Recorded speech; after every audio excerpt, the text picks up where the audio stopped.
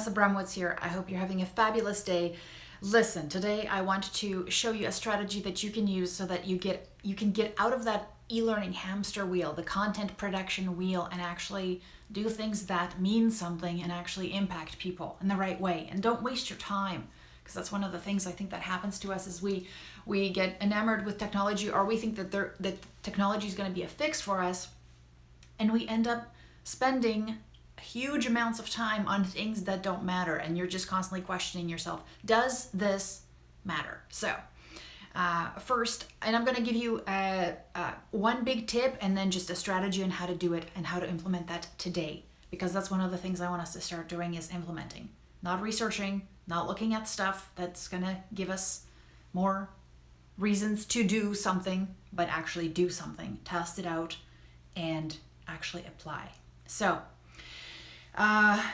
years ago, I was a newly hired instructional designer, and I joined this awesome team, and they were fabulous. But one of my first projects was to take this piece of content and turn it into some kind of a lesson, right? And kind of rework it into an engaging online lesson. And so I obviously, because I just joined the team, I really wanted to prove myself. So I'm just kicking butt and taking names and working on this thing whenever I can, just to make it awesome, right? Like show them that, hey, I'm a great hire. Look at this. Look what I can do with this stuff, right? And then I basically bust my butt for like a month working on this as a side, because it was supposed to be like a pet project, see what you could do with this kind of thing. And I present it, I show it off to the team, and then one of the team guys comes back to me after I do my dog and pony show, and he goes, yeah, I worked on that piece too. Do you want to see my project? And I was like, wait a minute, we've already published this? This has already been done? This has already been turned into an online module? And he's like, yeah, but I did it, and it didn't really resonate with people. It didn't have the impact that, our manager wanted it to have. So, he made me do it. And I guess he also made you do it. But also I had, that guy over there. Yeah, he also did a version.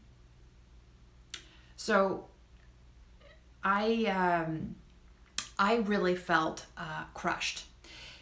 And the reason I felt crushed is not because somebody had done it before me. I actually felt for him. I was like, imagine me coming in and going, I just reimagined the same thing you did. And yeah, I added a few more, maybe my approach was different because I'm a different person, right? And I just felt like I was completely devalued. And I was like, I spent so much time on that thing and somebody's already done it. Why wouldn't I just look at their work and try and see what I could maybe tweak? But then again, it's like, it's a waste of my time, right?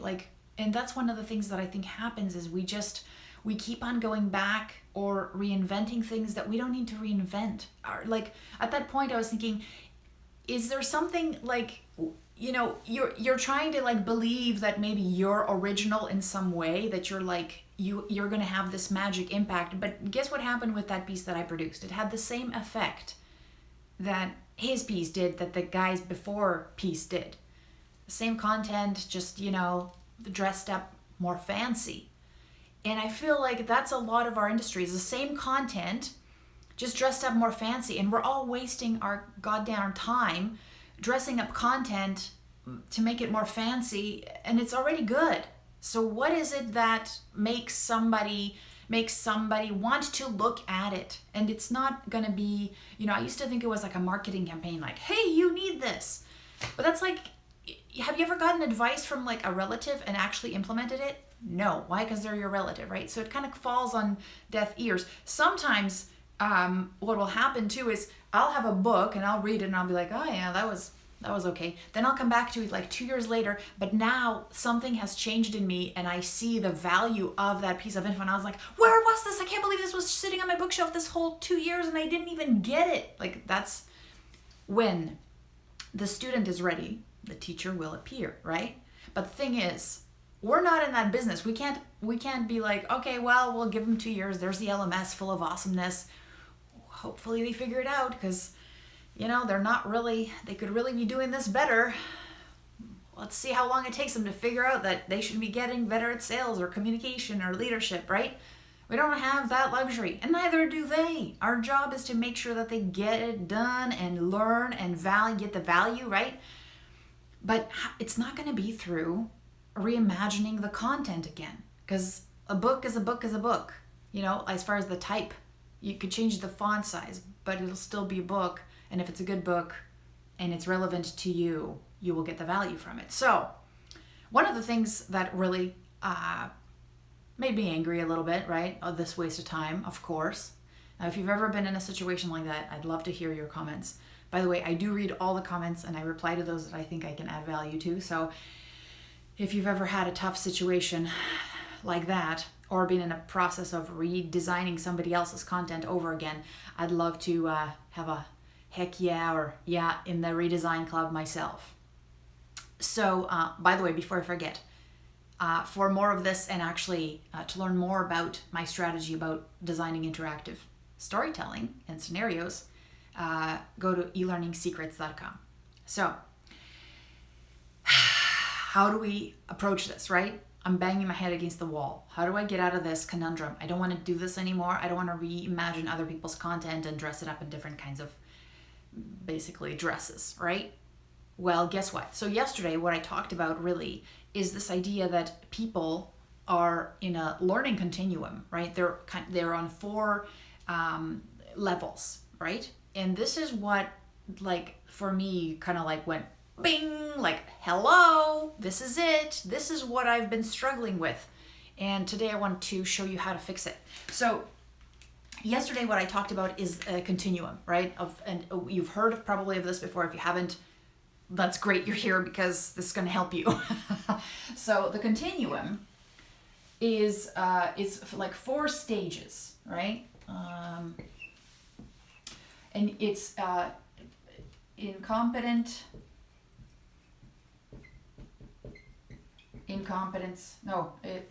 unconscious. Unconscious. You getting this? Unconscious incompetence. Conscious incompetence.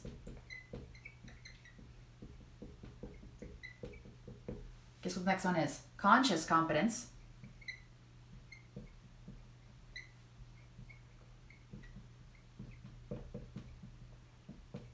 And then unconscious competence.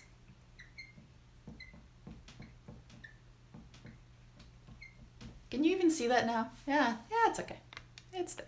I said it. All right. So basically, if we think about it in the idea of skill development, unconscious incompetence is when somebody doesn't know what they don't know. Like, they don't know that they are lacking in an area. Their world makes sense. Everything's okay, right? They don't know. They don't know what they don't know. Like, it's how most of the world operates, right?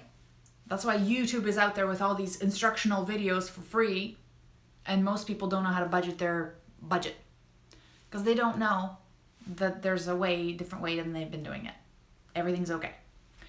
Then the next level is this conscious incompetence, which is you recognizing that you got a gap and going, ugh, all of a sudden you're like, hey, I gotta fix that. Or, there's a gap there. I think that window, as far as that discomfort, is very short for us. As far as like, oh, I don't know that. And then you try and take action right away, because otherwise we'll try and make the world okay again and basically revert back to unconscious incompetence or like this level of competence, like, it's okay, I don't know, So you gotta move. So as you're learning a skill, if everything's okay, if everything is powerful enough to make you uncomfortable enough to take action, then you will move from unconscious incompetence to conscious incompetence to conscious competence, which is you actively, it's kind of like learning to play the piano. You gotta look at the fingers, look at the notes, look at the sheet music. Like, you gotta be present, you gotta be active, right? And then that moves into unconscious competence, which is virtuoso playing, or you have several songs, several things that you can play without really thinking about your fingers. The minute you think about your fingers, you mess up. The minute you look down, you're like, what am I doing? It's kind of like people who are really good at typing. The minute you have to start to look at your typing to think, you're like, what? I don't do this. I just type. I just think and type, right? Touch, type. So this is what kind of yesterday I really alluded to. No, I just said it. Is that we've been designing our learning for people who are right here. They're unconsciously incompetent. It has nothing to do with their intelligence level. This has nothing to do with that at all. It has to do with their attention level. You know, we're always trying to really just focus our attention, and we're distracted, right? Whatever, we know that. But one of the things that is important is that we focus on the things that we place value on, right? Whatever makes sense to us in the moment, whatever fits the paradigm of the world that we've created with our brains. And so if I'm walking around, everything's honky-dory, and, you know, there's nothing wrong, and everything's working out the way my brain tells me it should work out, then I'm not in any way motivated to put myself under duress and learn anything new. I'm just going to go read a super cool novel or watch a YouTube video that's fun, because why put myself at any kind of stress, and why in the world? It's not even that. It's like almost like, hey, why should I learn something right now? I have all these other things I should learn. I know I should be learning, you know? Why this thing? I'm good at this already. Right? And I talk about this all the time. I think we have to approach our learning as if we're deciding that the learner does not care about it. And for a long time, I thought maybe if I just made the e-learning more interesting, more relevant, more contextual, that people would care more. They will, but that's not what's going to get them to really care in the very beginning. So you have to prime them. You have to persuade them in a way. And I always say that, you know, what we're designing is propaganda, really, because learning in itself is, you're trying to persuade somebody that this way is not as good as this way, and let's get you over to this way because you're going to benefit. And so, but before you can get them there, you have to prime them to be ready to learn. So here, conscious incompetence is where people want to learn. They're aware of a gap, aware of it. And so this is not like an awareness campaign, right? Where we're like, by the way, did you know? No, that doesn't work, because that's what our relatives knew. By the way, did you know if you ate less cookies, you'd be more fit? Yeah, I know that. By the way, did you know that if you didn't eat ice cream, you wouldn't be so gassy? You know? Yeah, I know. So, still gonna eat Ben and Jerry's, whatever, right? Like, you know lots of stuff. Awareness in itself is kind of useless. Necessary, because without awareness, you cannot go anywhere. But it has to be coupled with something. It has to be coupled with a discomfort, a personal gap, right? So how do you do that? That's what we're gonna give you some tips today. The thing is, you're trying to bridge this. This is where you're trying to bridge. And the only way, I didn't come up with this. This is like the kinds of behaviorists that design the addictive apps like Facebook and Instagram. The only way to get people to change their behavior is by three things, right? Either they have to have an epiphany,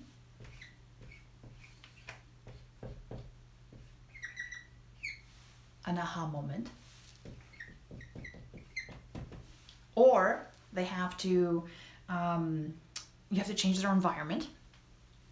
So, you know, when you go on vacation, you're like a completely different person. You'll actually dance at a party. You'll actually wear fun clothes. And then you come back to your regular environment, and it reinforces the person you are, and you act exactly as it should. So, environment is huge, but we don't have access to the environment of our learners most times. We can't be like, listen, you're surrounded by people who are negative. Let's get you into the positive sales area. Yeah. No, we can't do that, right? But, and the other thing is stacking tiny habits, making tiny, tiny changes, which also we don't have the ability to influence. What do I have? I have my creative, beautiful package. That's what I can give people. And I can make sure that they get in front of it with the alliance of other people. But when they get there, it's kind of like, how do I get that horse to drink that water? How do I make it thirsty for the water that I'm putting in front of them, right? You got to have an aha moment. They have to have an aha moment to want that behavior change. And then this is the critical thing. Once you get that aha moment to them, you got to make sure that the minute they perceive that gap, they perceive that need, that you've got resources to help them take the next step, the trajectory. Otherwise, you're wasting the aha. So that's why I say, we have a ton of info. We have a ton of amazing resources. Make sure those are ready, because the first thing you need to do is get them primed to be into that e-learning. So all those pieces that I developed, with my colleagues, the iterations, all we needed is to get our learners first into an aha moment. Maybe like, that's why I need this. Oh my gosh. Or, ooh, I didn't do that as well as I thought I did. I wonder if there's any info at this place to help me. Oh, look, there is. There's 3 identical modules. They just all look a little different. Do you know what I mean? So you got to have that information primed and ready. So how do you do this? How do you fill this gap? How do you get people ahas? My friends, 'tis easy. And that's why I want you to take action today. I want you to stop thinking about fonts, colors, interactions, any of that stuff. What I want you to think about is story. Story. That's it. And here's how I want you to think about it. Before you launch anything new or redesign anything that's already existing, what I want you to think about is the story that's going to get somebody excited about taking your learning journey. How are you going to do that? You're going to think of 3 things. You're going to think of your hero.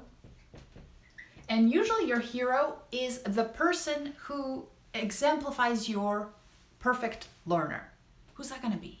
Is that going to be Susan in marketing? Susan in marketing. She's going on a journey. She wants something. So she has to have a desire. What does Susan want? What does she want? She wants, and obviously when you're crafting this story, it's in the context of this information, right? Like you created this whole, let's say, 4 modules on how to create the best marketing campaign. But Susan already has a master's in something, and she already thinks she knows how to do that. So, she doesn't think she needs to go into this module. She already knows marketing. Why are you trying to teach her marketing again? She doesn't even notice it. It's a blind spot right there. So how do you make her aware that she has a blind spot? Well, the hero in your story has a desire, let's say. They want to make their company brand well known, and they want to get, the reason they want to do it is because your company does amazing, good things for the world. And she wants to help all those amazing things happen. That's her desire. She wants to win the humanitarian cup, whatever that is. She wants to help 1 million people through her company. What's in her way? What's in the way? So what's the obstacle? What is the obstacle? What's in her way? Maybe, and this is the thing, people who suck at, let's say, being Susan's in a slump. She's doing all this work and it's not working. She's doing all this work and it's not resonating. She's doing all this work and she's not getting anywhere. What is it? What gets in her way? What's in her way of her desire? Maybe it's her strategies. Maybe it's her skills. Maybe it's the way she does the audience analysis. Whatever it is, that now becomes the fodder for your little story scenario. This doesn't have to be huge. This could be a single page. But if you begin with that, why people would resonate with this is they'll see themselves in a real hero like Susan.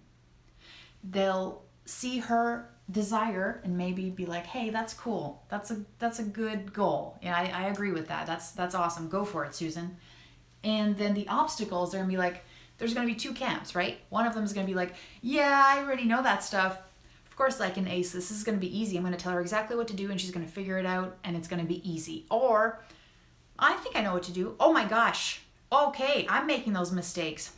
I wonder if there's anything out there that could help me learn more about this so I'm not Susan, so I don't make the same mistakes as Susan. Just begin with that. This doesn't have to be a 6-month project. This could be a 2-hour brainstorming focus session with no cell phone, right? This could be it. And then talking to a practitioner. Talk to somebody who's awesome in the field and they'll tell you a story. They'll tell you what got in their way. Confidence, tools, didn't know where to find stuff. Whatever it was, you can now work that into your story, right? Those are the things that you need to do to get people from that gap of unconscious incompetence to conscious incompetence. If you don't push them there, they will never, ever value it the same way. You'll have like 5% of people going through your learning versus more. And I hope you like, the one worst thing is doing work every day and not feeling like it's having any impact at all, like you're just pushing pixels or papers around. Because that's a big chunk of the things that we do that we find add value to the world. So if you're not feeling like that, we gotta fix it. And the only reason I'm telling you this is because I was there many, many, many times. It crushed my soul. It made me question whether I should be in this profession because I thought, what am I doing wrong? How can I be more creative? I'm not creative enough. Well, guess what? With this, you don't have to be creative. You can actually just talk to people who are practitioners, talk to people who have lived the story, capture that story, show her the lesson, help people experience some of those obstacles so that they can have the same aha, and then they're ready for that other stuff. And it doesn't even need to be that creative when they're ready for it, because they're ready for it, they're seeking it out. You don't have to entertain them anymore. They're engaged. So I hope that was helpful and you found it useful. If you did, I'd love to hear your feedback and your comments, your stories.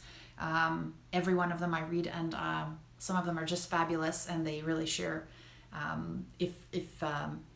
if you're coming through with the same kind of problems or issues that I've had, because you're not alone. Also, if you want more of this, more in depth, elearningsecrets.com. And tomorrow, what I want to be doing is I'm going to be getting more into how do you get this, the next level. I give you the high level steps here, basically the simple elements of a story, but how do you get to the next level? Because I think especially when I first started, I struggled with, I'm not a storyteller. So I'm an instructional designer. They don't have storytelling chapters in the books that we studied in the tutorials, the webinars I went to. That's not a part of our world.